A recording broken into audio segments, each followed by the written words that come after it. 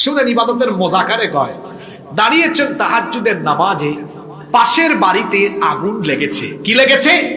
আচ্ছা, আপনাদের এই বিশ্বাস পড়ায় কোনো বাড়িতে আগুন লাগলে গ্রামের মানুষ কি বসে থাকবে না এগিয়ে আসবে? আসার সময় পানি নিয়ে আসবে না কেরোসিন আনবে? পানি নিয়ে আসবে। তো যখন রাতের বেলা আগুন লেগেছে, সারা গ্রামের মানুষ এগিয়ে এসেছে আগুন নেভানোর জন্য। আগুন নিভে যাওয়ার পরে মানুষজন অবাক, কি ব্যাপার, পুরো গ্রামের মানুষ আমরা এগিয়ে এসেছি, কিন্তু পাশের ঘরের আবু হানিফাকে দেখছি না, তিনি কোথায়? তারা এবার আবু হানিফা রহমতুল্লাহি আলাইহির ঘরের সামনে গিয়ে দরজায় নক করেছে। ইমাম সাহেব আছেন। কিছুক্ষণ পরে তিনি দরজা খুলেছেন।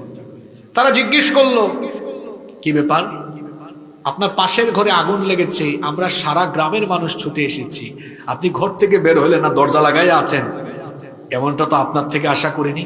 তিনি বললেন, কি বলেন, আমি তো জানি না, আমি টের পাইনি। লোকজন বলে, আচ্ছা বলেন তো, এরকম যদি আপনাদের গ্রামে হয়, পাশের বাড়ির একজন এরকম উত্তর দেয়, আপনাদেরকে সুস্থ বলবেন না পাগল বলবেন? লোকেরা বলল, ইমাম সাহেব আপনি ফাইজলামি করেন, একজন আলেম মানুষ আপনি, পাশের বাড়িতে আগুন লাগলো, এত হই হুল্লোড়, এত মানুষ এগিয়ে আসলাম, আপনি বলছেন টের পাননি।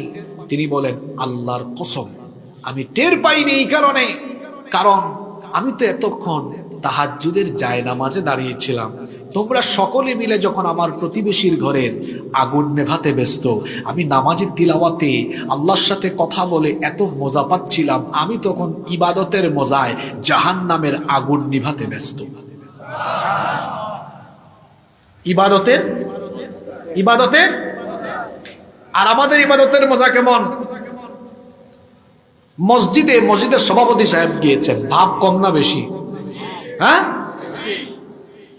হয়তো ইমাম সাহেব মুয়াজ্জিন সাহেব কয়েল জ্বালাতে ভুলে গিয়েছে, নামাজে দাঁড়িয়েছে, একটু পকর